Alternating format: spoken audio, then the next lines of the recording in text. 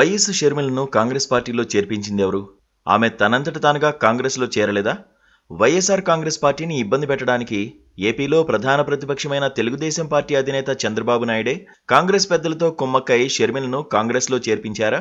షర్మిల కాంగ్రెస్ పార్టీలో చేరడం వల్ల వచ్చే ఎన్నికల్లో వైఎస్ఆర్ కాంగ్రెస్ పార్టీకి ఏమన్నా నష్టం వాటిల్లే అవకాశాలుంటాయా?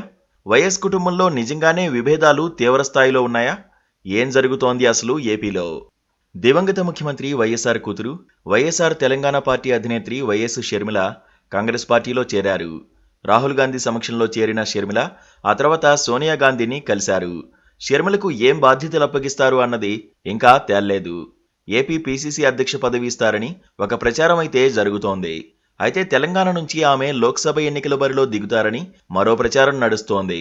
రాహుల్ గాంధీని ప్రధానిగా చూడడమే తన కల అని వైఎస్ఆర్ అనేవారు. తన తండ్రి కలను నిజం చేయడమే తన లక్ష్యం అంటున్నారు షర్మిల. షర్మిల ఏపీ కాంగ్రెస్లో ఎంట్రీ ఇస్తే వచ్చే ఎన్నికల్లో రాజకీయ సమీకరణాలు ఎలా ఉంటాయన్న అంశంపై రాజకీయ వర్గాల్లో చర్చ జరుగుతోంది. షర్మిల ప్రభావం ఎలా ఉంటుందనేది పక్కన పెడితే ఇప్పుడు దీని వెనుక టీడీపీ అధినేత చంద్రబాబు నాయుడు కుట్ర దాగుందని వైఎస్ఆర్ కాంగ్రెస్ పార్టీ ఆరోపిస్తోంది. కుటుంబంలో చీలికలు తెచ్చే కుట్రలు జరుగుతాయని 2 రోజుల క్రితమే జగన్మోహన్ రెడ్డి ఆరోపించారు. అదే రోజున షర్మిల కాంగ్రెస్లో చేరడానికి ఢిల్లీ వెళ్లారు. అయితే కాంగ్రెస్లో షర్మిల చేరడానికి చంద్రబాబు నాయుడే ప్లాన్ చేశారు అన్నది వైసీపీ ఆరోపణ. ఈ మధ్య చంద్రబాబు నాయుడు ఎయిర్పోర్ట్లో కర్ణాటక డిప్యూటీ సీఎం కాంగ్రెస్ నాయకుడు డి శివకుమార్తో ఏకాంతంగా మాట్లాడడం చర్చనీయాంశమైంది. ఆ తర్వాత షర్మిల దంపతులు టీడీపీ నేతలతో సన్నిహితంగా ఉండడం సంచలనమైంది. సీఎం రమేష్ విమానంలో షర్మిల గన్నవరం వెళ్లడం, టీడీపీ నేత బీటెక్ రవితో బ్రదర్ అనిల్ ఫోటో దిగడం టీడీపీ షర్మిల మిలాఖత్కు నిదర్శనాలని వైసీపీ అంటోంది.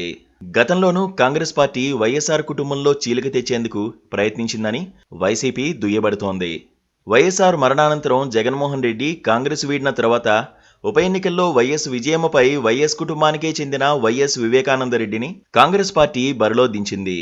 అప్పట్లో చంద్రబాబు నాయుడు కాంగ్రెస్తో రహస్య మైత్రి కొనసాగిస్తున్నారని వైసీపీ నేతలు అనేవారు. జగన్మోహన్ రెడ్డి కాంగ్రెస్ వీడిన తర్వాత ఆయనపై కాంగ్రెస్ పార్టీ కేసు పెట్టినప్పుడు అందులో చంద్రబాబు నాయుడు పార్టీ కూడా ఇంప్లీడ్ అయింది. అప్పటినుంచి టీడీపీ కాంగ్రెస్లు కలిసికట్టుగానే వైసీపీపై కుట్రలు చేస్తున్నాయని ఏపీ ప్రభుత్వ సలహాదారు సజ్జల రామకృష్ణారెడ్డి ఆరోపిస్తున్నారు. ఎన్నికలకు 3 నెలల సమయం మాత్రమే ఉన్న తరుణంలో వైఎస్ఆర్ కాంగ్రెస్ పార్టీ నిర్వహిస్తోన్న సామాజిక సాధికార బస్సు యాత్రకు అద్భుతమైన స్పందన వస్తోందన్న భయంతోనే దాన్ని దారి మళ్లించడానికి చంద్రబాబు నాయుడు కొత్త కుట్రకు తెరతీశారని, అందులో భాగంగానే షర్మిలను కాంగ్రెస్లో చేర్పించారని వైసీపీ వాదిస్తోంది. అయితే జగన్మోహన్ రెడ్డి తన ఇంట్లో తానే చిచ్చురేపుకుని ఆ నెపాన్ని తమపైకి నెట్టేస్తున్నారని చంద్రబాబు నాయుడు మండిపడ్డారు. వచ్చే ఎన్నికల్లో ఓటమి తప్పదన్న భయంతోనే వైసీపీ నేతలు చిత్ర విచిత్ర ఆరోపణలు చేస్తున్నారని చంద్రబాబు అంటున్నారు.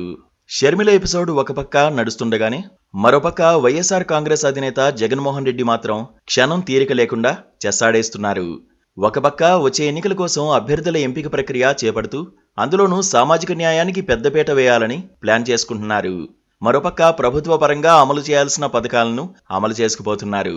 తన పాలనలో మంచి జరిగిందని అనిపిస్తేనే మా పార్టీకి ఓటు వేయండని ఆయన నిక్కచ్చిగా పిలుపునిస్తున్నారు.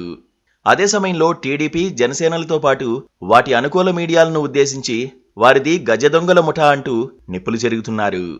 టీడీపీ జనసేన పొత్తు, షర్మిల కాంగ్రెస్లో చేరిక వంటి అంశాలు వచ్చే ఎన్నికల్లో ఎలాంటి ప్రభావాలను చూపుతాయో ఇప్పుడే చెప్పలేం. జగన్ మాత్రం వై నాట్ 175 అంటూనే ఉన్నారు.